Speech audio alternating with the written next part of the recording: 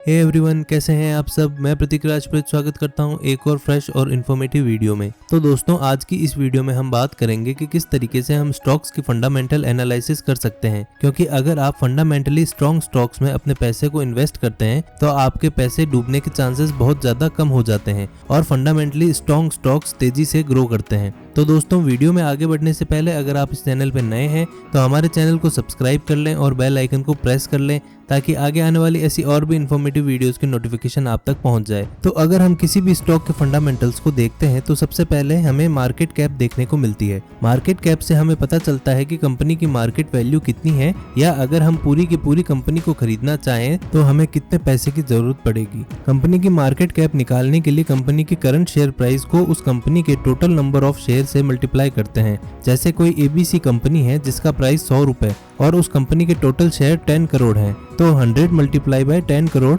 तो ABC company की market cap 1000 crore रुपए आ जाएगी। यानी अगर हम पूरी की पूरी कंपनी को 100% शेयर बाय करना चाहें तो हमें 1000 करोड़ रुपए की जरूरत पड़ेगी। तो बात करते हैं PE रेशियो के बारे में। PE रेशियो का मतलब होता है price to earning ratio. PE ratio से हमें पता चलता है कौन सा शेयर महंगा है या फिर कौन सा शेयर सस्ता है। जैसे मान लीजिए कोई ABC कंपनी है जिसका प्राइस 1000 रुपीज है और उसके अर्निंग 100 रुपीज है, तो इसका मतलब है हम 100 कमाने के लिए कंपनी को 1000 दे रहे हैं। और एक एग्जाम्पल से समझते हैं, जैसे कोई XYZ कंपनी है जिसका शेयर प्राइस 2000 रुपीज है और इनकी अर्निंग 100 रुपीज है। इसका मतलब हम 100 रुपीज कमाने के लिए कंपनी को 2000 रुपीज दे रहे हैं। ABC कंपनी का PE आपको 10 का देखने को मिलेगा, XYZ कंपनी का PE 20 का देखने को मिलेगा। ABC कंपनी को हम उसकी ईयरली अर्निंग से 10 गुना ज्यादा पैसे दे रहे हैं और XYZ कंपनी को हम उसकी अर्ली अर्निंग से 20 गुना ज्यादा पैसा दे रहे हैं। PE रेशियो आपको कई कंपनीज का 10, 20, 50 या फिर 100 से भी ज्यादा देखने को मिलेगा। PE रेशियो कंपनी की फ्यूचर अर्निंग के ऊपर डिपेंड करता है। जैसे ABC कंपनी की पर ईयर अर्निंग पहले 80 थी, फिर 90 हुई, फिर 100 हुई। इसका मतलब कंपनी धीरे धीरे ग्रो कर रही है। और XYZ कंपनी की पहले अर्निंग 20 थी, फिर 50 हुई, फिर 100 हुई। इसका मतलब कंपनी तेजी से ग्रो कर रही है। और XYZ कंपनी का PE रेशियो आपको हाई देखने को मिलेगा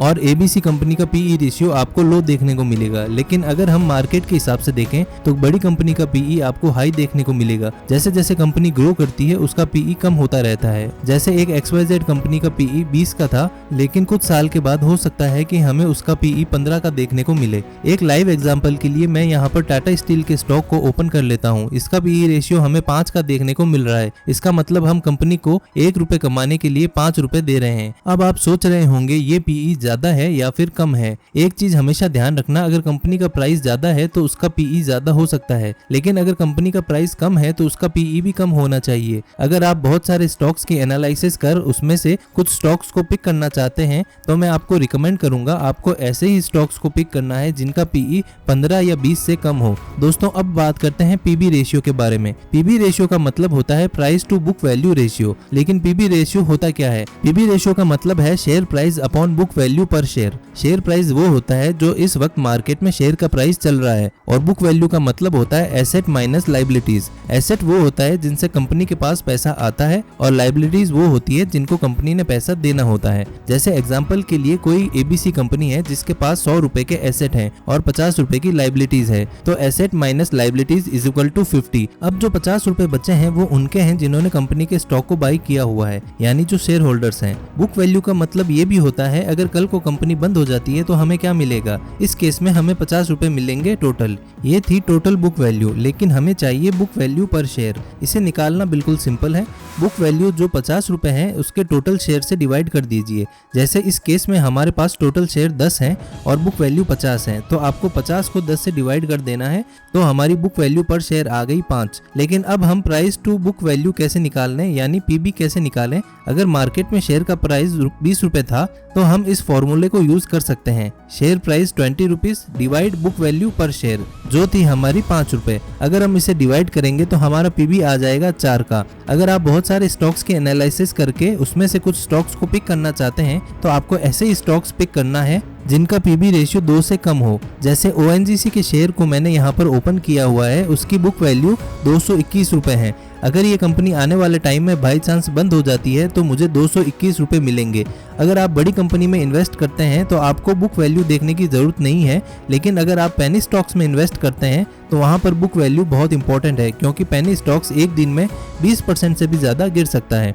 दोस्तों अब बात करते हैं डेब्ट टू इक्विटी रेशियो के बारे में। डेब्ट टू इक्विटी रेशियो से हमें पता चलता है कि कंपनी के ऊपर कितना कर्ज है। अपने मार्केट के अंदर बहुत सारी ऐसी कंपनीज को देखा होगा जिनका प्राइस बहुत तेजी से ऊपर जा रहा है, या फिर ऐसी कंपनीज को देखा होगा जो बहुत ज्यादा डिविडेंड दे रही है। ऐसा कंपनी लोन लेकर भी कर सकती है। लोन दो तरीके के होते हैं, शॉर्ट टर्म लोन और long term loan. Short term loan company को 12 महीने के अंदर वापस लेना होता है और लॉन्ग टर्म लोन कंपनी धीरे धीरे देती रहती है। लेकिन हमें किस तरीके से पता चलेगा कि कंपनी ने लोन लिया हुआ है? मान लीजिए कोई एबीसी कंपनी है जो 4-5% का डिविडेंड दे रही है। डिविडेंड को देखकर बहुत सारे लोग स्टॉक को बाय कर रहे हैं, जिससे स्टॉक का प्राइस बहुत तेजी से ऊपर जा रहा है। लेकिन जैसे ही कंपनी लोन वापस देगी, स्टॉक का प्राइस बहुत तेजी से नीचे गिरेगा। ऐसे में कंपनी अपने एसेट्स को ही बेच देती है। जब कंपनी अपने एसेट्स को ही बेच देती है तो कंपनी की ग्रोथ बंद हो जाती है। अब आप सोच रहे होंगे कि कंपनी के ऊपर अगर कर्ज है तो कितना कर्जा होना चाहिए कि हम उस कंपनी पे इन्वेस्ट कर सकते हैं। इसे एक एग्जांपल से समझते हैं।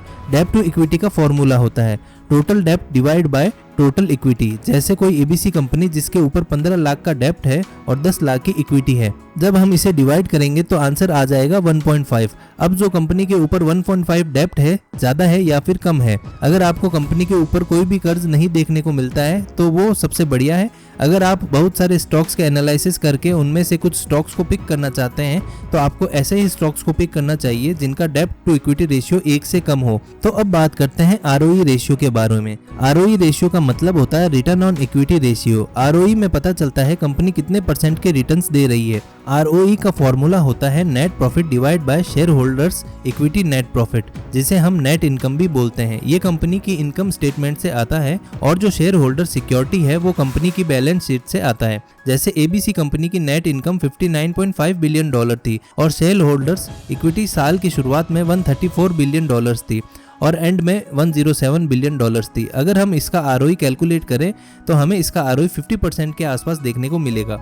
लेकिन अगर हमें यहाँ पर 50% का आरओई देखने को मिल रहा है, ये ज़्यादा है या फिर कम है, उसका पता कैसे करें? अगर हम इंडियन मार्केट के हिसाब से देखें तो इंडियन मार्केट में हमें 20 से 25% के रिटर्न्स देखने को मिलते हैं।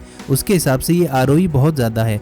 अगर आप बहुत सारे स्टॉक्स के एनालिसिस करके उसमें से कुछ स्टॉक्स को पिक करना चाहते हैं तो आपको ऐसे ही स्टॉक्स को पिक करना चाहिए जिनका रिटर्न ऑन इक्विटी 20% से ज़्यादा हो। दोस्तों अब बात करते हैं डिविडेंड के बारे में। डिविडेंड में आपको अलग से पैसे मिलते हैं। दोस्तों हम स्टॉक्स मार्केट में 2 तरीके की कंपनी में इन्वेस्ट करते हैं। पहली जो ग्रोथ कंपनीज होती है, दूसरी जो डिविडेंड पेइंग कंपनीज होती है। डिविडेंड का हिंदी मतलब होता है लाभांश। लाभांश का मतलब होता है प्रॉफिट का हिस्सा। इसे एक एग्जांपल से समझते हैं। जैसे कोई एबीसी कंपनी है जिसने एक साल में 100 करोड़ का प्रॉफिट कमाया है। अब उसके पास 2 ऑप्शन है। पहला कि वो अपने पैसे को शेयर होल्डर्स में बांट दे, जिसे हम डिविडेंड कहते हैं। कंपनी के पास दूसरा ऑप्शन है कि वो 100 करोड़ को अपनी ग्रोथ में यूज करे, जिससे कंपनी के शेयर का प्राइस बढ़ जाएगा। दोस्तों वॉरेन बफेट हमेशा कहते थे कि डिविडेंड वो कंपनीज देते हैं जिनको पता नहीं होता है कि उन्हें अपने पैसों को कहाँ लगाना है। दोस्तों अब बात करते हैं डिविडेंड हमें कितने % तक मिल सकता है और साल में कितनी बार मिल सकता है। दोस्तों डिविडेंड हमें साल में 12 से 15 बार भी मिल सकता है, लेकिन डिविडेंड हमेशा बड़ी कंपनीज देती है क्योंकि छोटी कंपनी को अपने ग्रोथ के लिए पैसे चाहिए होते हैं। तो दोस्तों अब बात करते हैं फेस वैल्यू रेशियो के बारे में। फेस वैल्यू रेशियो कंपनी अपनी मर्जी से सेलेक्ट करती है। ज़्यादातर कंपनी का फेस वैल्यू रेशियो आपको 10 देखने को मिलेगा, क्योंकि अगर कंपनी अपने फेस वैल्यू रेशियो को 10 रखती है तो उसके लिए बहुत सारी कैलकुलेशन ईजी हो जाती है।